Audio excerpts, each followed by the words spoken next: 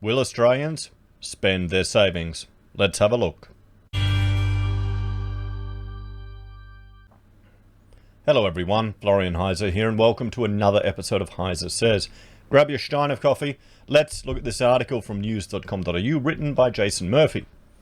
Australians expected to spend their COVID savings in 2021 as borders open.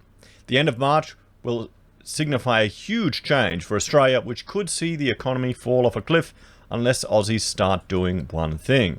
Well, start spending. We have a look here. We can see from trading economics. Look at our savings rate, guys. Look at this. We'll let's go to max. Yeah. Okay. We're saving better than they did back in the 70s.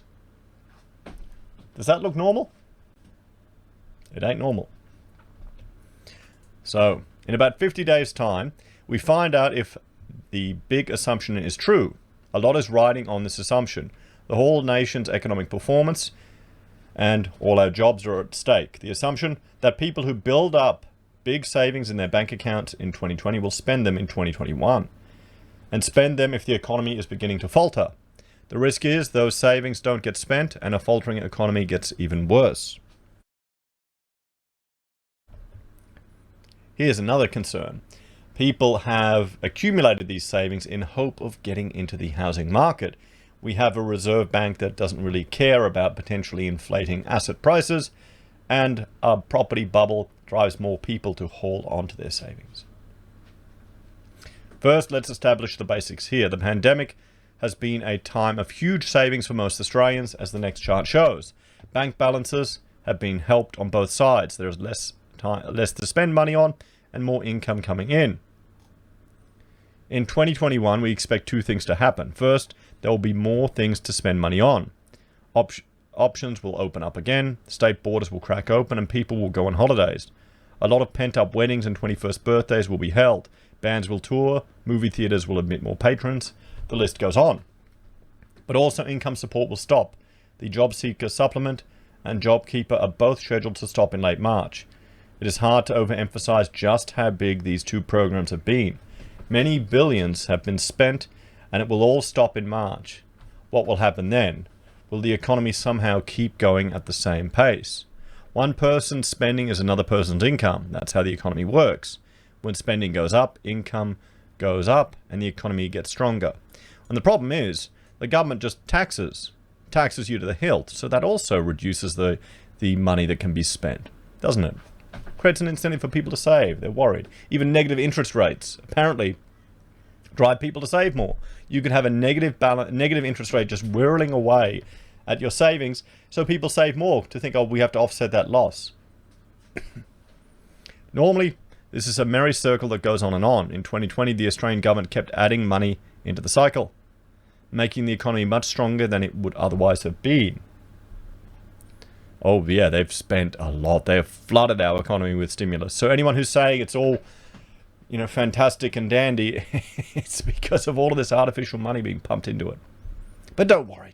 Future generations can worry about that. It'll all be good.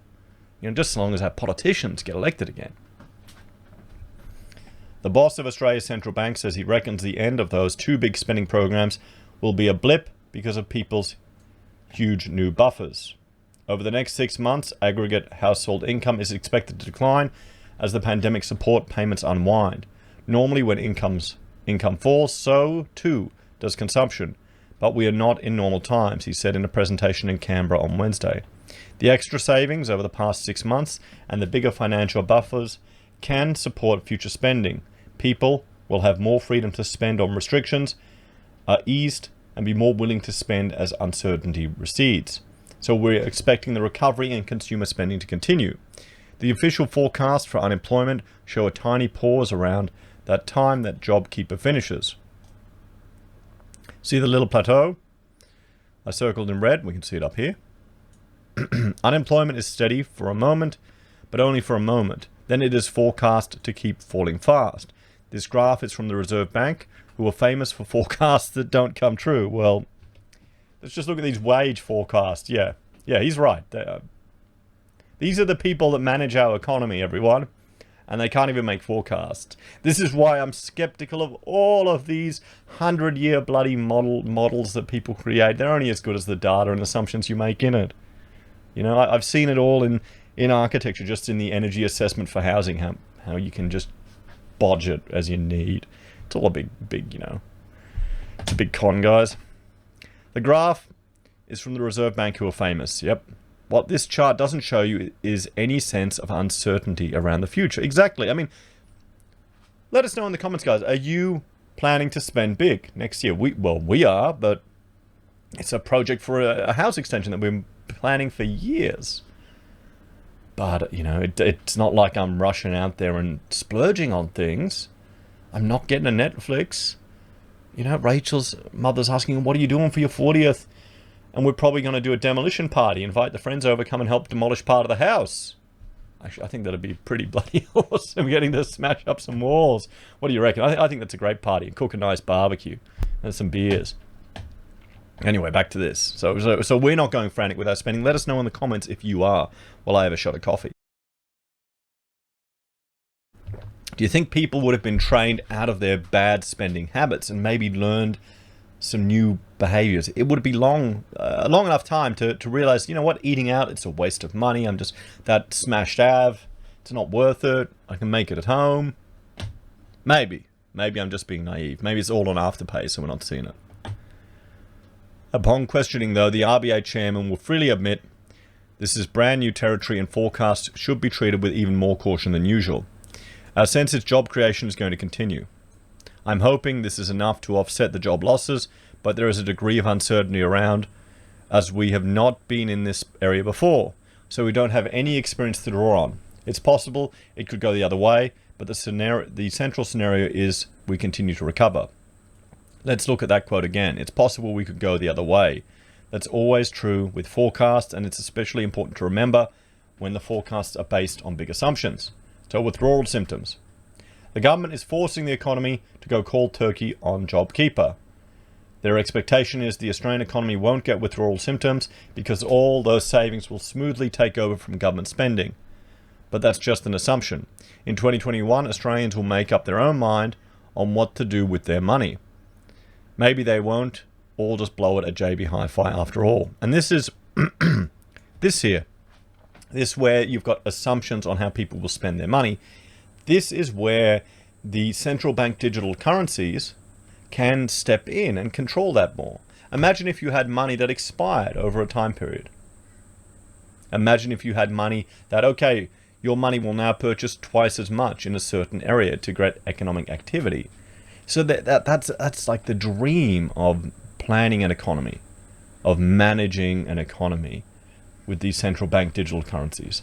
They're terrifying in a way. They are utterly terrifying because they can then be linked to social credit.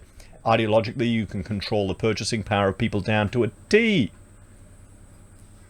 Let's hope that's only a dystopian fantasy that, you know, some of us are worried about. Let's just hope. But yeah, we'll have to see. We might see house prices rising in 2021 and decide to keep our money in the bank to fund a future house purchase instead of spending up. I think Jason's on the money there. I think that's what we're going to see happening. Economic policymakers have already been surprised once in this pandemic. The RBA thought unemployment would hit almost 10%. Instead, it only hit 7%, as the next graph shows. Well, was that because of the government just flooding the economy? You got nearly 9% of people in Victoria employed, supported by JobKeeper. I mean, did they plan for that? The most unexpected thing was the scale and effect of government spending. There you go. Nobody thought it would work so well. It worked very well indeed. Government tipping billions of dollars in the economy saved us from total rack and ruin. I would have to say, of different approaches to flooding the economy with money, at least JobKeeper maintained that relationship between the employed and the businesses they worked in. So that was the one benefit of it. I would argue that's a better outcome than having all the people on unemployment. What do you reckon? Because hopefully they'll spring back to work. So there would be an ironic symmetry here if we were surprised about the powerful effect of government spending twice. Wow, it works really well. when it's brought in. Then also, wow, it totally stops working when you stop doing it. Are we that easily fooled as a nation? I fear the answer is yes. We will find out in 50 days' time. So there we have it, everyone. Jason's take on, well, will Australians spend? What do you think? Do you think our spending habits will overtake and we'll do more than the government? Or will a potential bubble in property cause more people to just hoard their money? As always, let me know your thoughts and opinions in the comments down below. Please like, share, and subscribe to the channel. If you're a fan and enjoy the content I create here, there's a few ways you can support us. You can join us on YouTube or Patreon. You can support us using our affiliate links from Amazon, eBay, Independent Reserve, or AussieBroadband.